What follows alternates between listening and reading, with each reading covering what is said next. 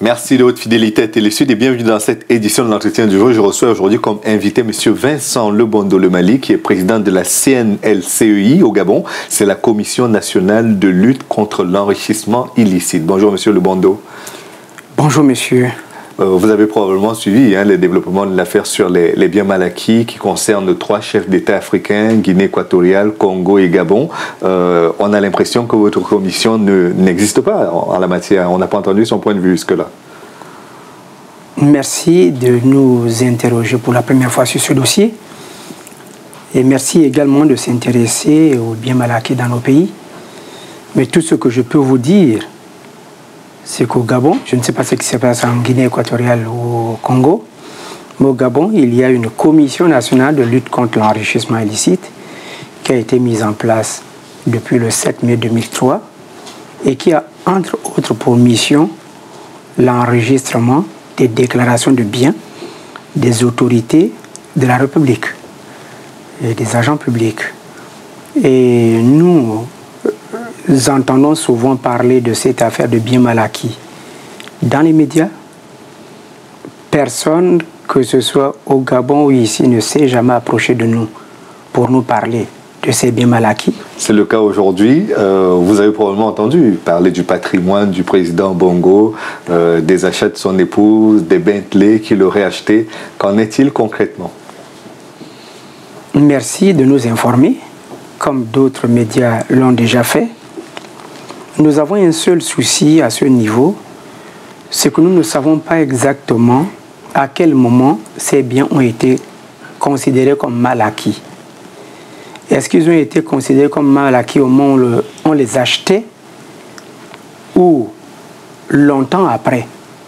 Parce que si j'ai de l'argent que j'ai acquis, vous ne savez peut-être pas trop comment, et que vous vendez une voiture et que je viens acheter votre voiture, on enregistre tout légalement et 5 ans ou 2 mois plus tard, quelqu'un dise que le bien, le véhicule que j'ai acheté était mal acquis, nous avons à notre niveau envie de savoir qu'est-ce que ça veut dire un bien bien acquis et un bien mal acquis. On nous dit souvent que c'est mal acquis parce que c'est acheté en espèces. Est-ce que si vous avez bénéficié d'un rappel de votre rémunération ou d'une autre source de revenus et que vous devez acquérir un bien, si en France on ne paye pas au-delà d'un certain seuil avec de l'argent en espèces, en Afrique on le fait encore. Au Gabon on le fait encore. Maintenant, est-ce que bien mal acquis signifie qu'on a détourné des biens pour acquérir d'autres? C'est une autre question. D'accord. Est-ce que c'est dans votre sphère d'investigation déjà, ce type d'affaires-là? C'est-à-dire, par exemple, que l'on dise le président Bongo, Ali Bongo, a des biens en France. Vous pouvez, de votre propre chef, venir en France enquêter sur des sujets de ce type-là, sur des interrogations de ce degré? Non, il faut plutôt dire que depuis 2003, à la mise en place de la commission, le législateur gabonais a prévu, à la suite de l'adoption et de la ratification des conventions de Maputo, de la Convention de l'Union africaine sur la lutte contre la corruption, et de la Convention de Mérida, qui est la Convention des Nations Unies de la lutte contre la corruption, il est prévu que tous les agents publics fassent la déclaration de leurs biens. Et le législateur gabonais est allé un peu plus loin en disant clairement que les biens qui sont déclarés au niveau de la commission, pour la première fois, ne sont pas sujets à justificatif. Autrement dit, si vous nous dites à nous que vous avez 5 véhicules, 1 château, 2 avions et 3 bateaux, on le consigne dans votre déclaration de biens, la toute première, et on ne vous demande pas comment vous avez fait pour les acquérir. Maintenant, si après, puisque la déclaration de biens est renouvelée tous les 3 mois si on change de boulot, ou tous les 3 ans si on reste en poste, si maintenant entre le temps 1 et le temps 2, on se rend compte que l'accroissement de votre patrimoine dépasse un peu vos revenus, à ce moment, on peut vous poser des questions. Mais si vous êtes venu déclarer que vous avez tant d'argent en compte en banque, que vous avez acheté tant d'avions et tant de bateaux à votre première déclaration, c'est consigné, archivé et classé. Donc si le président Bongo ou d'autres présidents, je ne sais pas si ailleurs c'est la même chose, si le président Bongo a déclaré dans sa première déclaration de biens tout ce sur quoi on est en train de spéculer, au niveau du Gabon, ça ne pose plus de problème puisque le législateur gabonais a dit que la première déclaration est exempte de justificatif. Pour une raison toute simple, c'est que dans nos pays, on n'avait pas la culture de la conservation des pièces justificatives. Vous êtes vous-même magistrat, c'est pourquoi je voudrais qu'on aille au fond de cette question. On abordera les autres aspects de votre mission, aussi bien les fonctionnaires gabonais que tous les autres citoyens gabonais qui vous intéressent. La Coupe d'Afrique des Nations vient de se dérouler. C'est un terrain probablement sur lequel vous allez être emmené à travailler également. Mais quand vous entendez tout ce qui est dit sur le président Ali Bongo, ce sont des données dont vous disposez sur ses biens, la déclaration qu'il a faite, les biens qui appartiennent à la famille en France. Est-ce que tout cela a été déclaré au niveau du Gabon?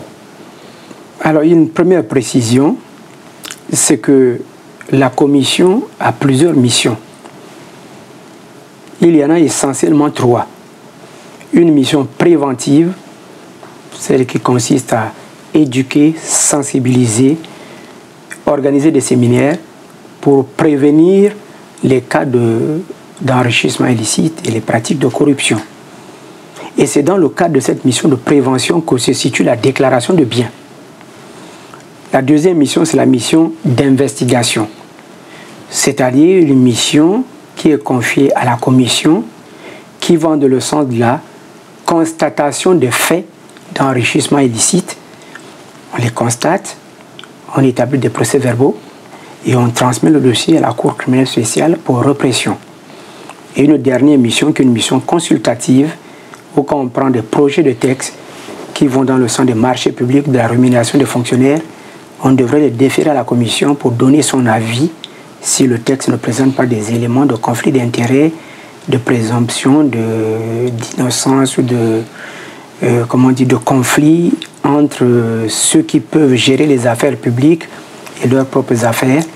Et quand vous demandez si ça ne nous intéresse pas, là vous vous intéressez à la mission d'investigation.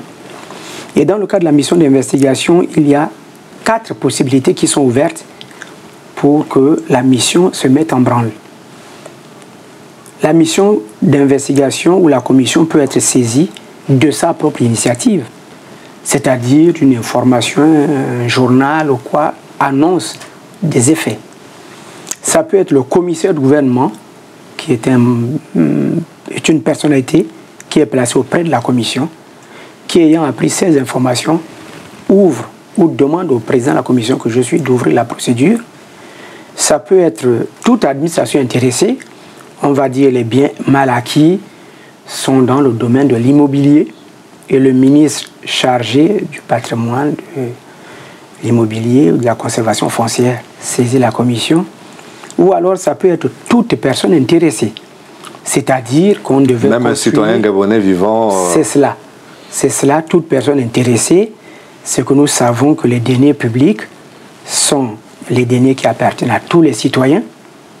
Et à partir du moment où ils ont été distraits pour construire une route, pour construire un hôpital, pour construire une école, et que finalement c'est resté inachevé, et qu'on vous dise que la totalité de l'enveloppe avait été décaissée et que la structure n'a pas été achevée, vous êtes en droit de saisir la commission pour demander à la commission de regarder si dans cette affaire, il n'y a pas eu corruption ou enrichissement illicite. Mais si le ministre est membre du gouvernement, il ne prendra pas la liberté d'accuser le président ou de mettre en difficulté la famille présidentielle? C'est possible. Mais ça ne limite pas l'action de la commission qui peut elle-même s'auto-saisir. D'accord.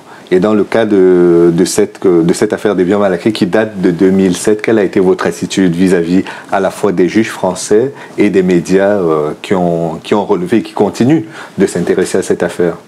J'ai un seul regret par rapport à ça, c'est que depuis 2007, comme vous le dites, qu'on parle des biens mal acquis, aucun magistrat, aucun expert français ne s'est rapproché de la commission du Gabon. Nous avons l'impression au Gabon que c'est une affaire franco-française. Ça se déroule à Paris. Et nous constatons que s'il y a 5 journaux qui écrivent les uns à la suite des autres, tous disent la même chose. On a l'impression même que le côté investigation intellectuelle s'est arrêté et que vous écrivez en janvier dans un journal, un autre écrive en mars dans un autre, puis un troisième en juin dans un autre. Les informations sont exactement les mêmes. Et nous, de Libreville, on les lit simplement et puis on attend, on est convaincu que ça finira par arriver jusqu'à nous. Mais depuis 2007, on attend et ça ne vient pas. Mais vous pouvez également provoquer cette réaction que vous attendez, c'est-à-dire celle de saisir les médias ou de saisir les juges pour leur dire il y a un autre son de cloche, il y a d'autres vérités qui ne vous sont pas accessibles pour l'instant. Le Gabon aujourd'hui fait une bonne avancée merveilleuse dans ce qu'on appelle en droit l'état de droit. Et dans un état de droit, les citoyens sont couverts par la présomption d'innocence et de bonne foi. Et nous ne pouvons pas nous lever un matin parce qu'un journal français a écrit pour ouvrir une procédure. Même si la commission doit ouvrir la procédure de son propre chef, mais la commission vérifie certaines informations et les sent fondées avant d'ouvrir. Il ne s'agit pas d'être là comme, je ne sais pas, un chien qui à chaque appel bondit sur telle proie, au bout du compte, il n'y a rien. D'accord. Vous avez déjà condamné des personnes dans le cadre des activités de la Commission nationale? Non, nous n'avons pas encore condamné de personnes et l'expression n'est pas bonne parce que ce n'est pas à nous de condamner. Nous faisons un travail d'investigation. Attirer l'attention alors de l'administration. Nous faisons un travail d'investigation. Après, les résultats de ce travail sont confiés soit à l'administration pour essayer de réparer les dérèglements qu'on a constatés, soit au juge pour sanctionner les fautes commises. Pour l'instant, nous avons un certain nombre de dossiers qui sont ouverts et nous ne pouvons pas parler de condamner des gens parce que ça relève d'une autre compétence. D'accord. Je sais que dans les prochaines semaines, vous allez ouvrir de très nombreux chantiers. Il y aura probablement des poursuites et des saisies, mais il nous reste 30 secondes pour en parler malheureusement. Quels sont aujourd'hui les chantiers prioritaires de votre commission au niveau du Gabon? Premier chantier prioritaire, là nous sommes dans la matière investigation. Premier chantier prioritaire, les véhicules qui sont acquis de manière tout à fait illicite. Deuxième chantier, les immobilisations qui sont acquises de manière tout à fait outrancière. Troisième chantier, il y a une pratique dans nos pays qui s'appelle les fonds communs ou les primes de rendement qui sont malheureusement institués par des arrêtés ou des décrets ministériels. Or, il semble que les finances publiques doivent au préalable avoir des textes législatifs avant d'arriver à l'exécution. Très bien, Monsieur Vincent Lebondo, le Mali, nous allons suivre ces activités. Nous aurons probablement à revenir vers vous pour faire le point de ces différents chantiers et des activités de la Commission. Merci d'avoir accepté notre invitation. Merci infiniment de vous intéresser aux agences anticorruption d'Afrique. Intéressez-vous plus, j'ai envie de souhaiter cela, aux efforts que nous faisons et aujourd'hui au progrès enregistré. C'est le but de la démarche et c'est également l'intérêt qui nous porte vers vous comme vers vos autres homologues des pays africains concernés par cette activité. Merci d'être venu. Merci encore. Et merci à vous d'avoir suivi cette émission jusqu'à son terme. Rendez-vous demain pour une autre édition de notre chaîne du jour. À bientôt.